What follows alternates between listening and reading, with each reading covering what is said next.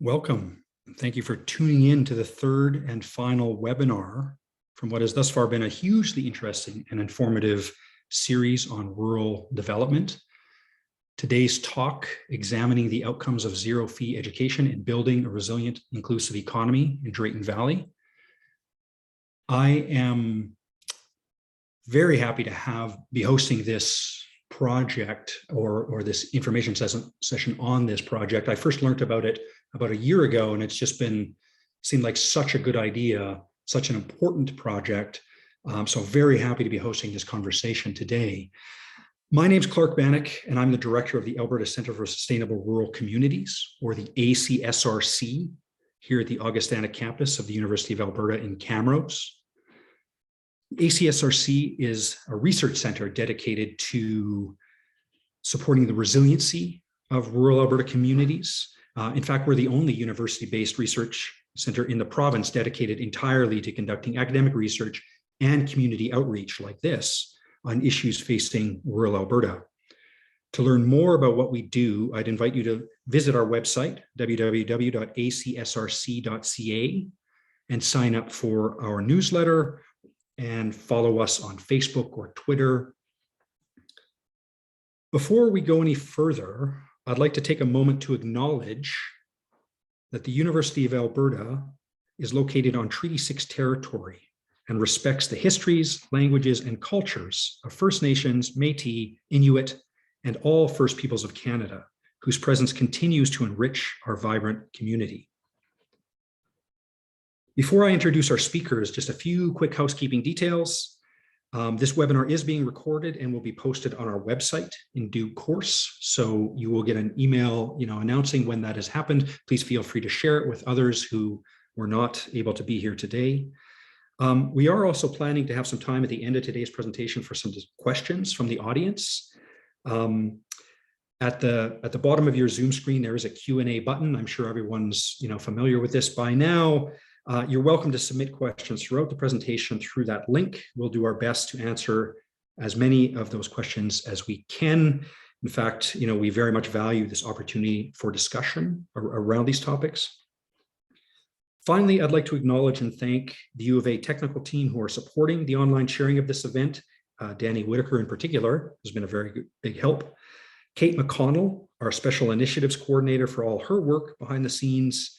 And of course, our speakers, who I would like to introduce now. Dr. Alexa Ferdinands is a WCHRI postdoctoral fellow in the School of Public Health at the University of Alberta. She is currently the project coordinator for the Future Skills Center funded zero-fee tuition research project. Her research interests lie in community-based approaches to address health equity issues, particularly among youth. And Dana Wagner, who has lived in Drayton Valley area for over 30 years.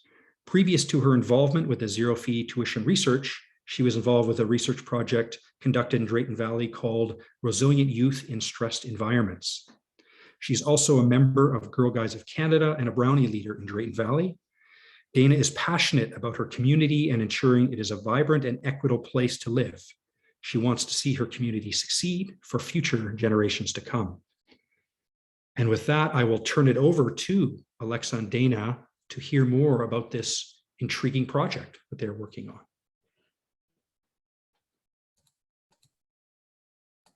Oh. Technology is not my friend this morning, apparently. All right. Thank you for that wonderful introduction. I'm going to share my screen and start this for everybody. All right, so welcome to our webinar this afternoon about examining the outcomes of zero-fee education in building a resilient, inclusive economy in Drayton Valley. An inclusive economy is one where everyone is able to participate in the paid and unpaid economy. It's not just creating stability for some people, but creating stability so that every person is free from worry about financial roadblocks or unforeseen issues. We work with the Community University Partnership for the Study of Children, Youth, and Families.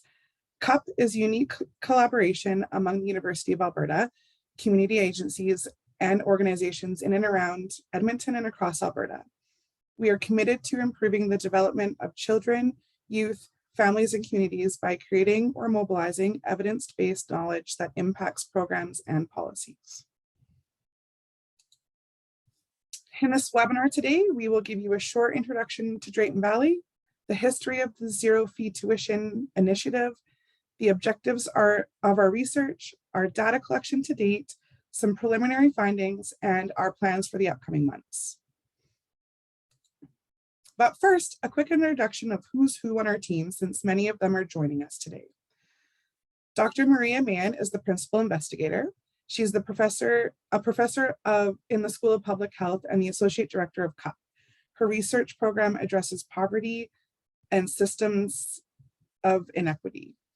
Brooks Hanowich is a project consultant. He specializes in community economic development, drawing from his experiences, as the manager of strategic initiatives at End Poverty Edmonton. He supports the creation of partnerships between stakeholders within and outside of Drayton Valley. Tina Watchman is a research assistant. She's the team lead for the Future Skills Center Innovation Accelerator project. She supports data collection, analysis, and knowledge mobilization in all aspects of the project. Jill Corbett is another project consultant with us. She's a business development manager in the Faculty of Extension. She applies her expertise in areas such as matching skills and training to a changing workforce, continuing education, and work integrated learning. Alexa Ferdinands is the interim project coordinator and will be presenting with me today. She is a CUP postdoctorate fellow. She is examining the role of gender in zero fee tuition implementation and outcomes. We also have Kirsten Morley, who is our project coordinator. She is a CUP researcher supporting a range of projects related to poverty elimination and policy. She's currently on maternity leave and will be returning to us on January 4th, 2023. I'm Dana Wagner. I'm a research assistant that contributes experiential knowledge from having grown up and lived in Drayton Valley area for more than 30 years. I also support data collection, analysis, and knowledge mobilization. Then we have Kirsten Schmidt, who is a research assistant with us as well. She's an undergraduate student at the University of Alberta who has lived in Drayton Valley for 5 years. And she's working alongside Alexa this summer to explore the needs and interests of youth regarding post-secondary education and training. And last, but certainly not least, we have Tanya Harding. She is the education coordinator for the town of Drayton Valley, and we work very closely with her. So, a history of our partnership. Our connection with Drayton Valley began as many partnerships do, through a serendipitous encounter of common interest and curiosity, bolstered by a well-timed funding call. The Drayton Valley team initially approached the University of Alberta in the summer of 2020 to explore the potential of an education partnership with the Faculty of Extension to offer continuing education and professional development courses through the town's zero fee tuition program.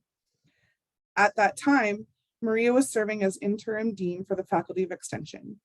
As a community-based researcher whose work centers on poverty and systems of inequity, she was intrigued by the innovative approach taken by the town to attempt to revitalize its struggling local economy, a result of the town's reliance on the volatile oil and gas industry for its economic strength.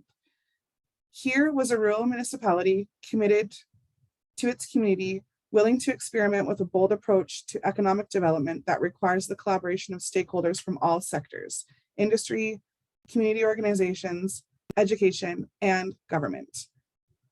A grant application was submitted to the Future Skills Center in September 2020 and awarded in February 2021. Hiring and research began in earnest in March 2021. Drayton Valley is situated within Brazeau County. Brazeau County is made up of many small hamlets that call Drayton Valley its home base. It's where they work, play, volunteer, shop, and go to school. Drayton Valley is an oil and gas town. Like many communities dependent on the oil and gas industry, they go through boom and bust cycles. The most recent bust, which began in 2014 with the oil price collapse, hit the town hard and has taken a long time to recover from. The town of Drayton Valley was looking for new and innovative ideas for economic development to help with the recovery of the bust. To build an economy less susceptible to threats and shocks, in 2019, the town developed the Zero Fee Tuition Program, a radical and daring approach to economic diversification, and the only one of its kind in Canada. In partnership with the town of Drayton Valley, our Community University Partnership team is exploring the development and sustainability of the Zero Fee Tuition model and its initial outcomes in building an inclusive economy. As you can see, the population of the county and the town are comparable, with Drayton Valley's population being 7,291 and Brazeau County being 7,179, with a total population for the area being 14,470. The average age for both is similar, 38.8 in Drayton Valley and 41.2 in the county. And the population by sex is also similar, but as you can see, there are more women living within the town of Drayton Valley than Brazeau County. The town motto is pulling together. When faced with adversity, the community of Drayton Valley pulls together to overcome whatever it is faced with. In 2017, the newly elected town council was passionate about ensuring they brought in some kind of economic development plan, something to help with economic recovery. Diversification of the economy was an important step they knew they needed to take. Understanding that reskilling and upskilling of displaced and out of work oil and gas industry people may be a good way to help not only the population, but the town as a whole, council adopted the concept of a zero fee tuition model from Invercargill, New Zealand. Their hope was to change the mindset of the community, working towards a more well-rounded community, not always tethered to the oil and gas for everything. The economic spinoff being, if you have people coming to your community for education, they would inevitably spend money in your community on things like food, accommodations, entertainment, and more. First year costs for the project were anticipated to be $250,000, which would include a variety of mechanisms, including establishing a community tuition fund and advertising and marketing costs. Council is currently contributing $150,000 per year in operating budget. They've received donations from Weyerhaeuser, a one-time contribution of $3,970, and from the Rotary Club, a total of $25,000 over 2 years, $12,500 in 2021 and $12,500 in 2022. In 2022, their hope is to increase stakeholder engagement and partnerships to invest in training needs in industry of industry in the community, with a mutual focus on meeting current and future labor market demands. With partnerships secured, the hope would be the zero fee tuition fund will become self-sustaining. As I said previously, the zero fee tuition program began in 2019. As this was seen as an economic development strategy, students needed to live in Drayton Valley and attend in-person classes. The first cohort of students at Norquest consisted of 20 students in total taking healthcare aid and business administration. With the onset of COVID-19 in March 2020, Norquest moved all learning virtual. With the pandemic taking hold for more than 2 years, this forced the town of Drayton Valley to look at their zero fee tuition policy and make changes, with virtual learning being the new normal. Making in-person a requirement for eligibility was going to be a little bit harder. They started exploring program in more areas, such as renewable energy and early learning and childcare, just to name a couple. For nearly 30 years, the Pembina Educational Consortium served as the institution offering post-secondary to Drayton Valley and area. Its role in the community was to facilitate programs and services by colleges and universities to adults who live in regions not directly served by a single institution. There was 3 partner post-secondary institutions: Norquest College, NEAT, and MacEwan University. This model was funded by the Alberta government. Courses on offer at that time were LPN, RN, academic upgrading, office career tech, seeing a total of approximately 90 students per year enrolled. Around 2011 or 2012, post-secondary education in remote locations was moved to a regional stewardship model. Funds were redirected to the regional stewardship post-secondary institution. For Drayton Valley, this was Norquest. In 2019, The town of Drayton Valley had a 3-year strategic plan with Norquest to grow programming in Drayton Valley and offer more options for zero-fee tuition students. Norquest served as the regional steward for the area, offering in-person classes until the COVID-19 pandemic. Oh no, sorry.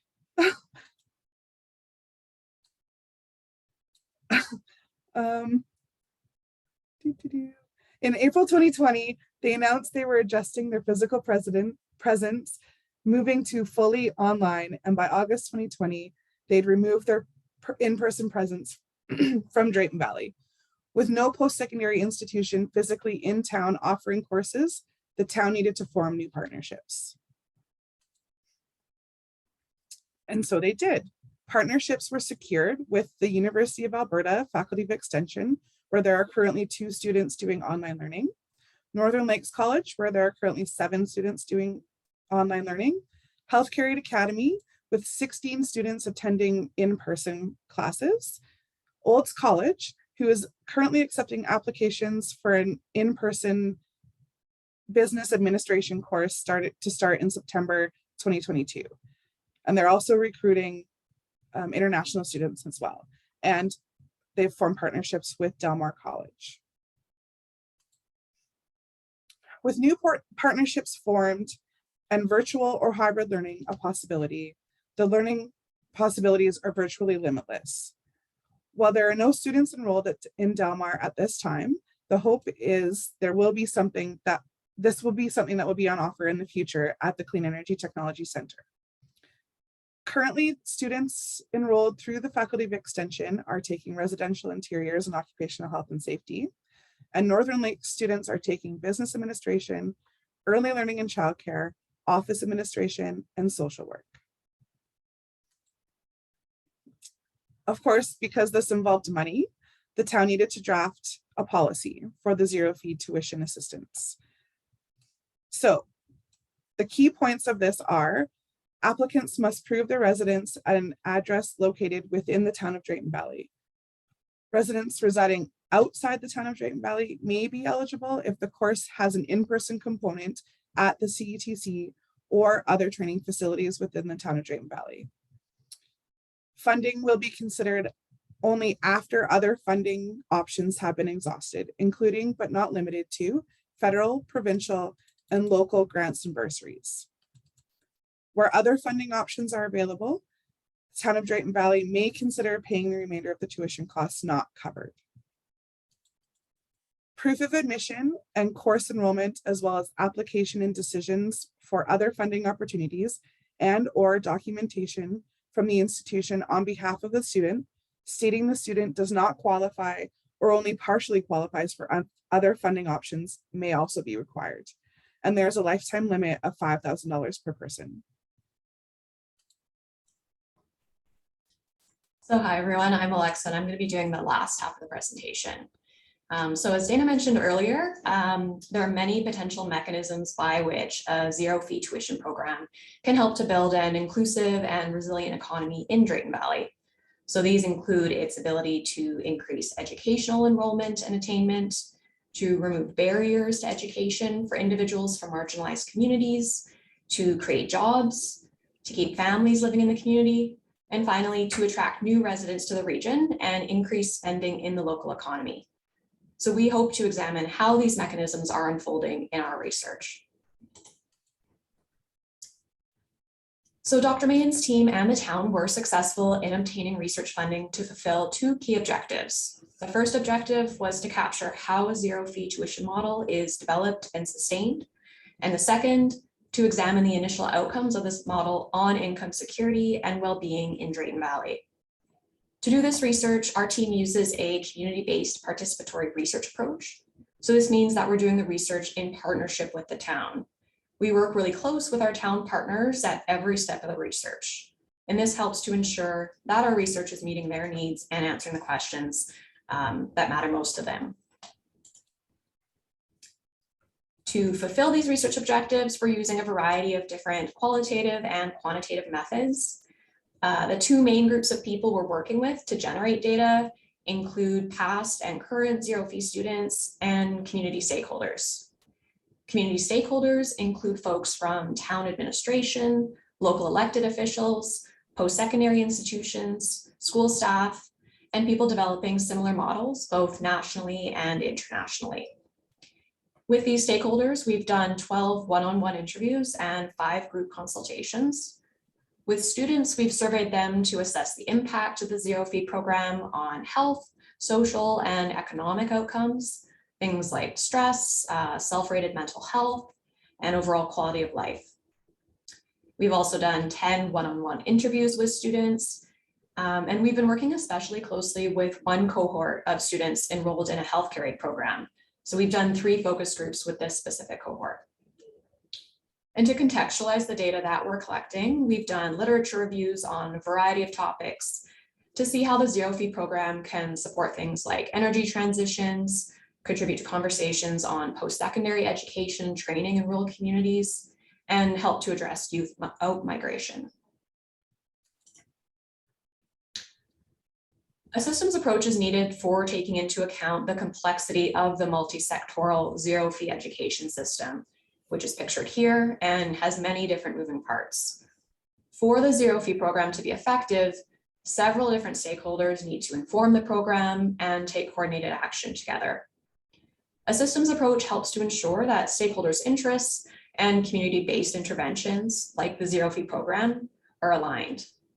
In this case, stakeholders include folks from government, community organizations, researchers, community members, high schools, post-secondary institutions, and business and industry.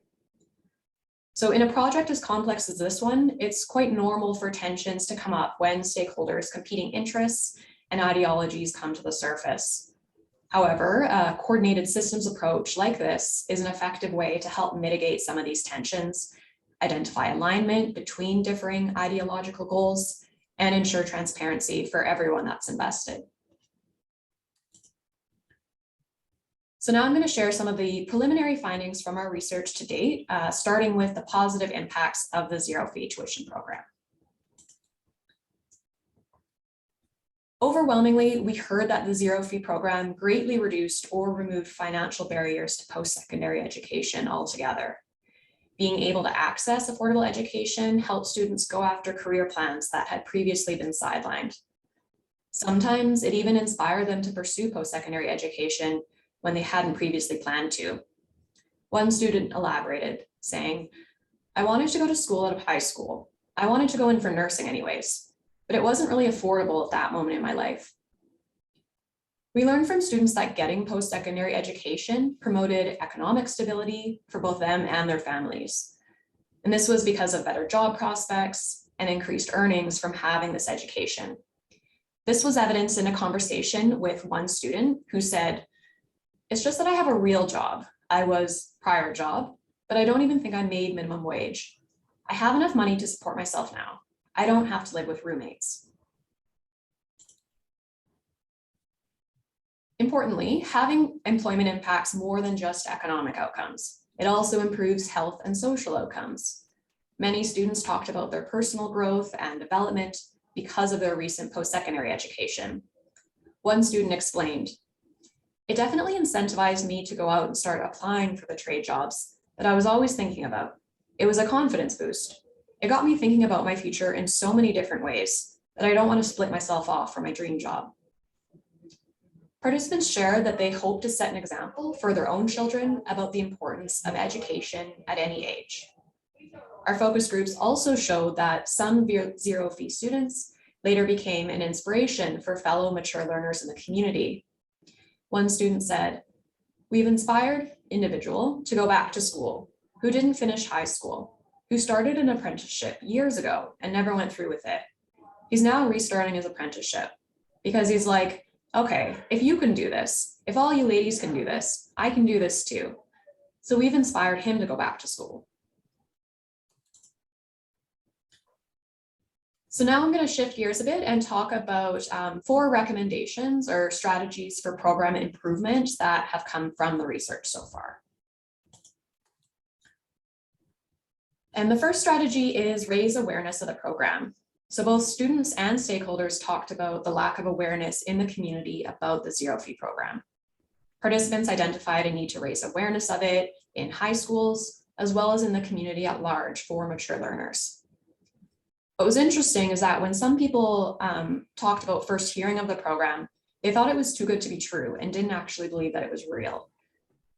Students described social media and word of mouth as the primary ways of finding out about the program. For example, one student said, "How I found out about it was just crazy, and I was just lucky. And word of mouth, I guess. I don't know how the original guy found out about it, but I feel like they could have done better advertising of it."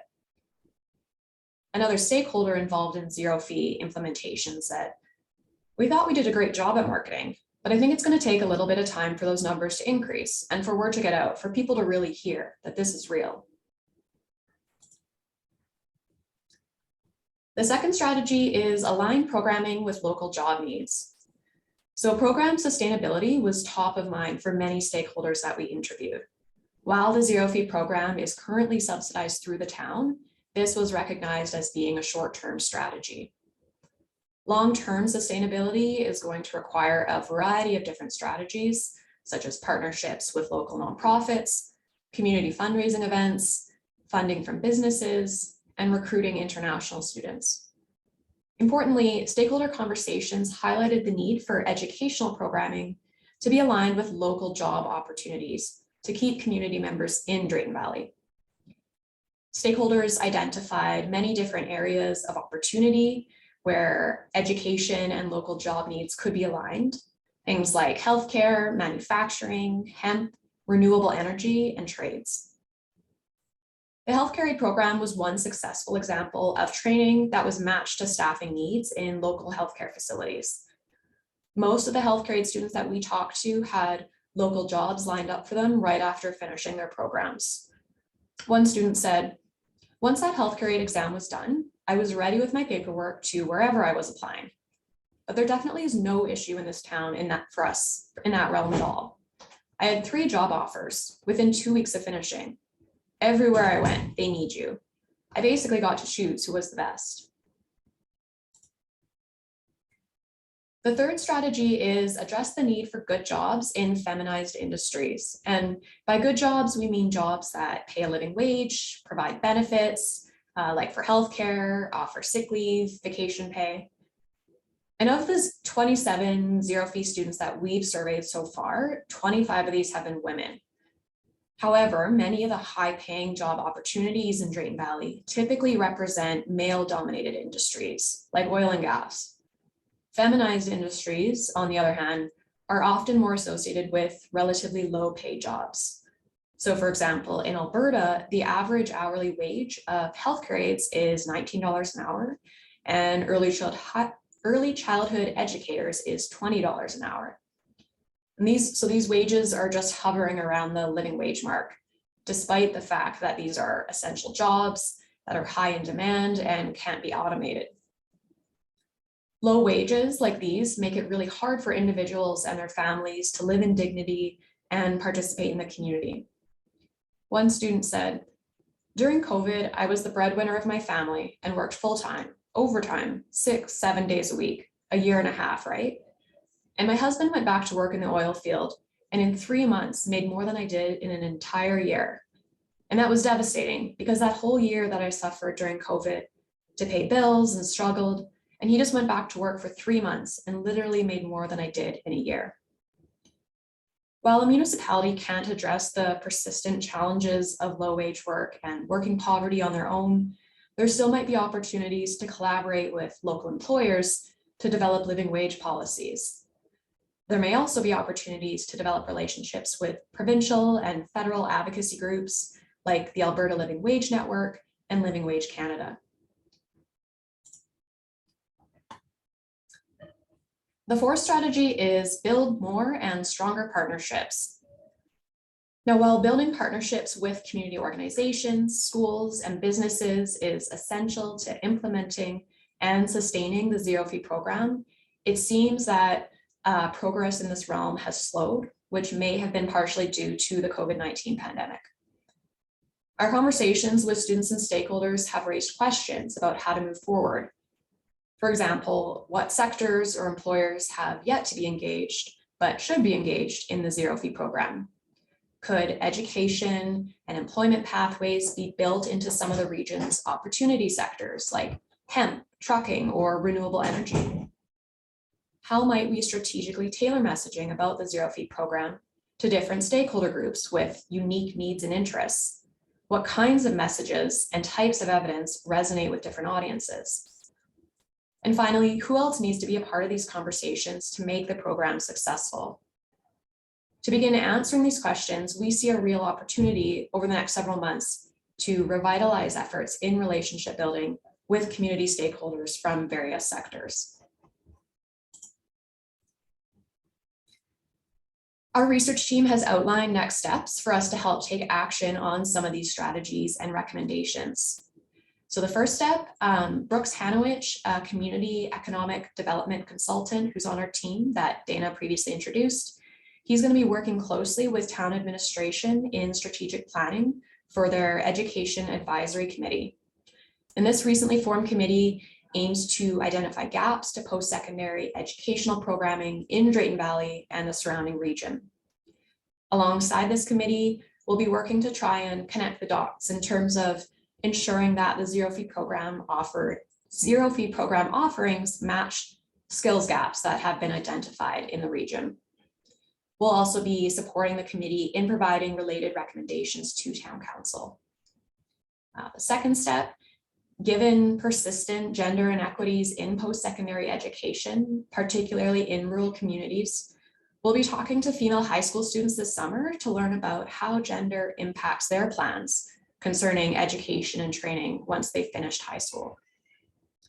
Third step, we've already connected with local high school administrators and plan to start analyzing student level data that's been collected in the high schools regarding students' post-secondary plans.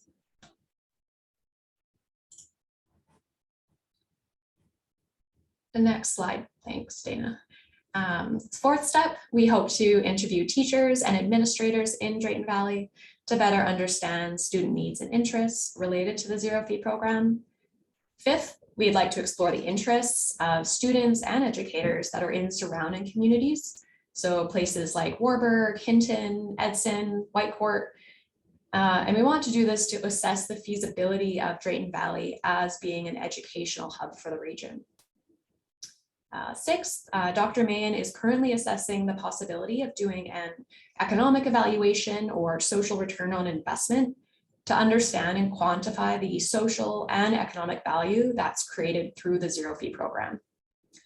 And finally, seventh, top of mind for our team right now is finding additional funding to support our team's research to go beyond March 2023, which is currently the end date for our Future Skills Center research funding. So in summary, our early research findings suggest that the Zero Fee tuition program may be a promising strategy for promoting a resilient and inclusive economy in Drayton Valley. And we're really excited about moving forward with next steps, making new collaborations, and continuing to explore its potential as a health promotion tool over the next few months in partnership with the town. So thank you very much for attending. And I've put both Dana and my contact information here if you have questions after the webinar, but does anyone have any questions now?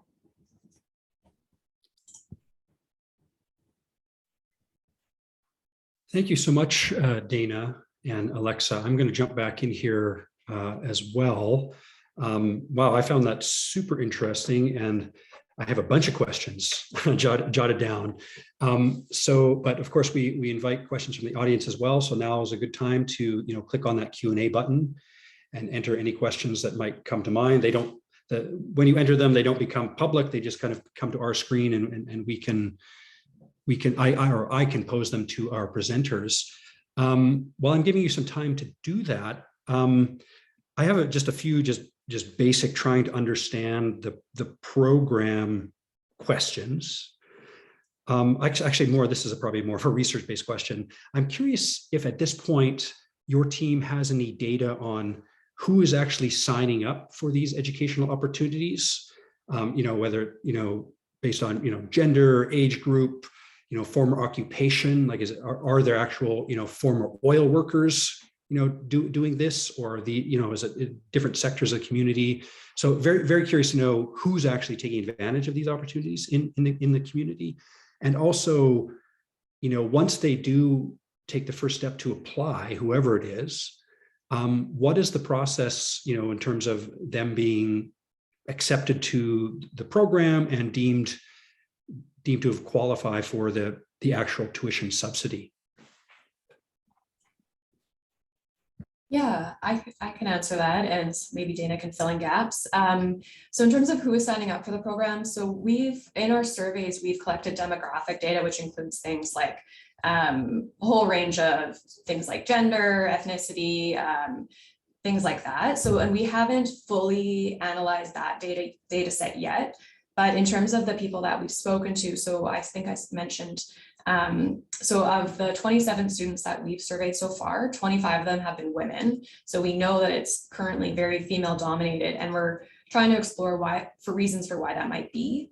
Part of another key thing is that we've spoken with a lot of more mature learners, but we've also been finding out that awareness in the high schools is something that's currently kind of lacking, and that the town is going to be working to promote awareness of it amongst younger populations too. So, there's been a whole range of ages going from age 19 all the way to, I think, mid 50s in terms of people that are signing up for the programs.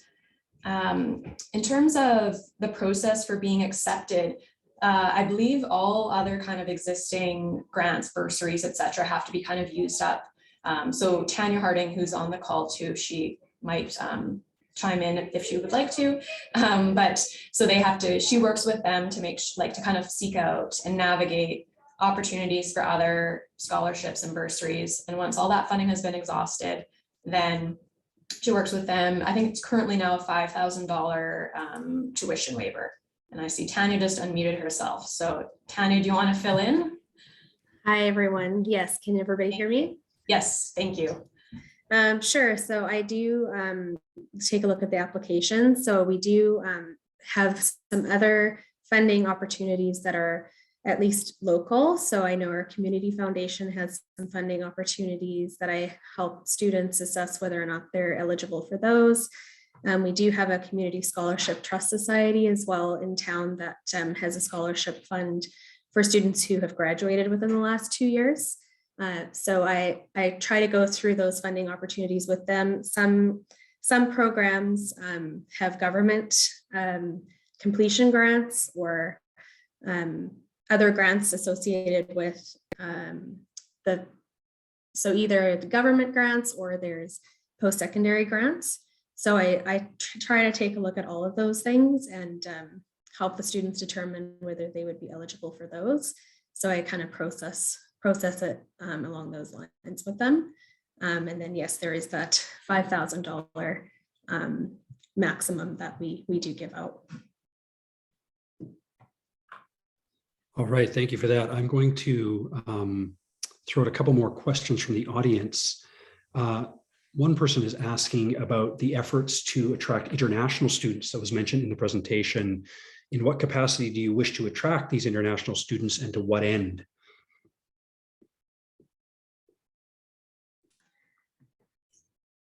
So I can answer a little bit of that.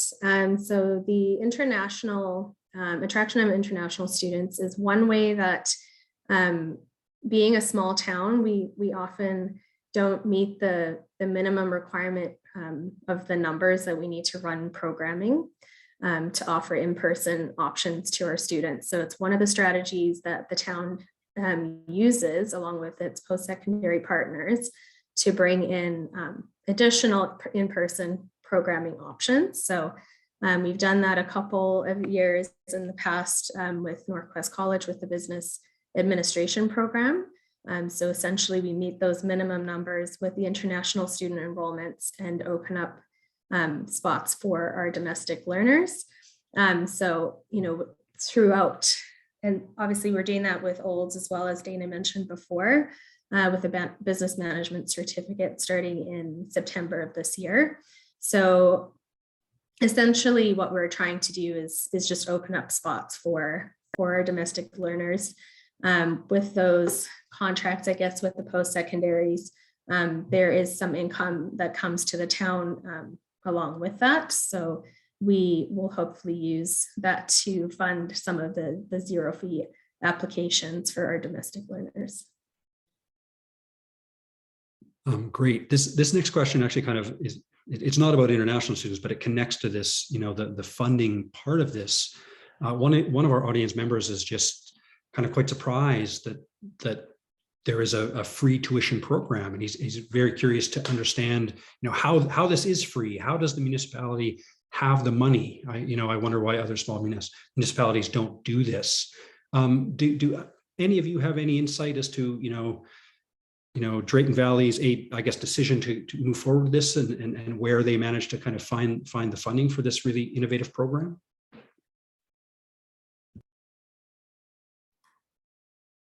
So this started a little bit before my time, but the idea came from the COO at the time, the Chief Administrative Officer of the town at the time in about 2018, 2019. He was aware of a similar program that had started in Invercargill, New Zealand, which is just a small kind of dairy town. So that's kind of where their inspiration came from this. So the idea was to, revitalize the community. So investing in education was reaping dividends for that community. So that was something that the town wanted to invest in.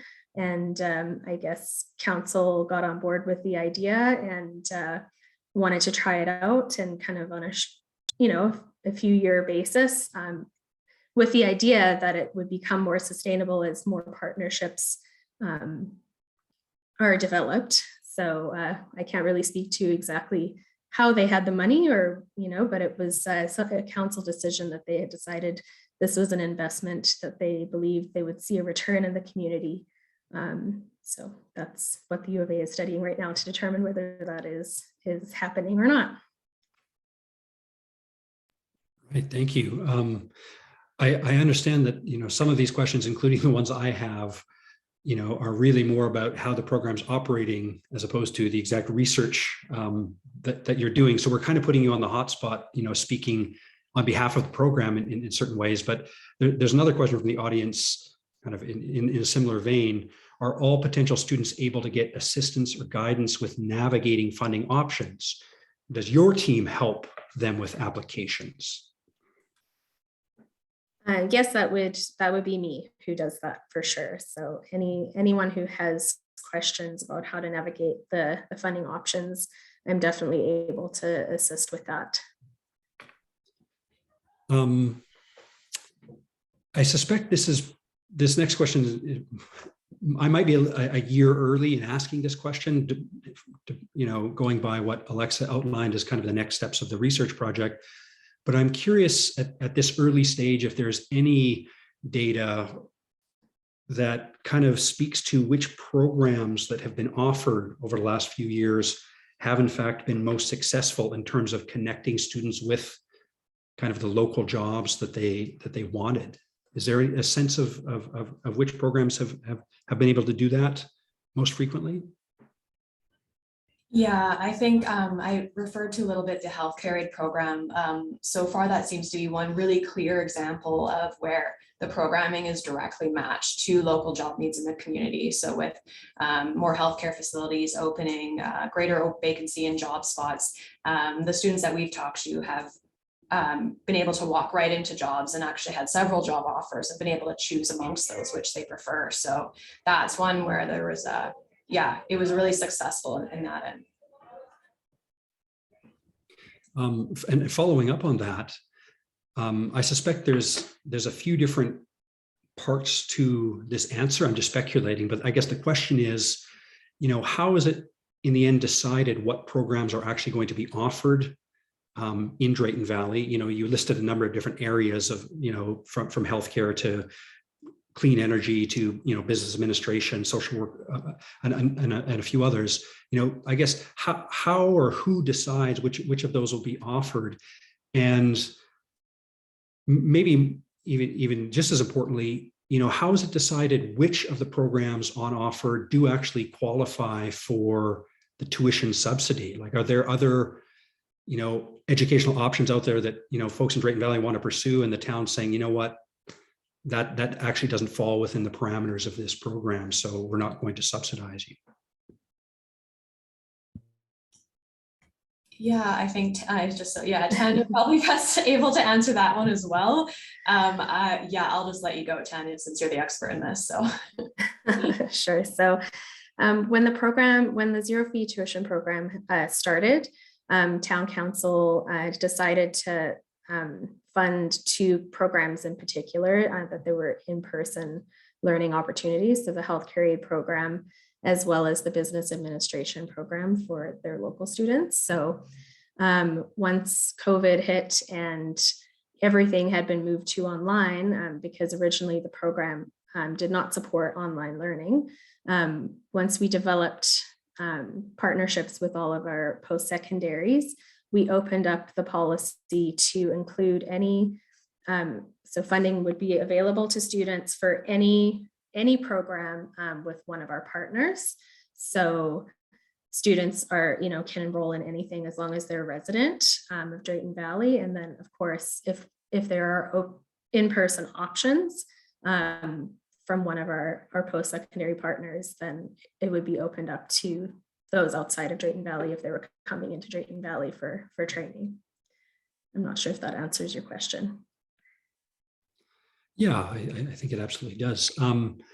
Another question from the audience. Have high schoolers and youth groups been involved in the recruitment of participants for this initiative at any point so far? Yeah, so if the question is about participants for the research, that's something that we're going to be working on. I'm going to be working with Kirsten on our team quite closely this summer. So we're going to be, we've connected with lots of staff within the high school. So we have ethics to kind of move forward and start to work with you. So that's something that I'm super excited about moving forward. But yeah, we're going to start recruitment for that right away. Another question, and this kind of references a point you made when I was asking earlier about, who's actually signing up for these programs. And you mentioned, it seems heavily tilted towards women. Someone kind of picked up on that and asked, as gender plays a role, does having more women on town council or as mayor kind of lead to more support for this type of program? Yeah, I mean, I definitely don't have data to back that up. That's definitely a possibility, and something that we'll probably be exploring as we kind of continue to dive into this. It's definitely a good hypothesis, but yeah, I don't have any evidence to support that. And I think too, when the policy was first rolled out, the mayor wasn't a woman. We did have a male mayor when this was all started. So, but it's definitely something to look into for sure. Yeah. That's interesting to know. We've been putting you on the hot seat here and throwing quite a few questions at you. So, maybe just one or two more. This one though is a little bit more abstract, thinking about, potential challenge with the program. And I think it was even alluded to in Alexa's comments in the presentation. One of the broad problems that rural communities face when it comes to, post-secondary education is, well, certainly the bigger one is access, but after access, maybe the other large problem they face is kind of that learning to leave problem where, 18, 19-year-old kids graduate high school in a rural community, go off to, the big city university, get an education, and then suddenly their eyes are opened and they're staying in the big city for their jobs and they don't actually ever come back. This program obviously is a bit of a different context, given that so many of the folks are already, probably rooted in Drayton Valley. They're a little bit older, their families are probably there. But it does seem to, at least be a possibility that residents of Drayton Valley, who don't have, much post-secondary education, take advantage of this subsidy, get trained up in a healthcare field, and then poof, they're off to Edmonton because there's a better paying job there. I'm wondering if there's, any thinking around how to potentially, encourage folks to stay, or is it or is there any thinking at all around, that potential problem when it comes to this program?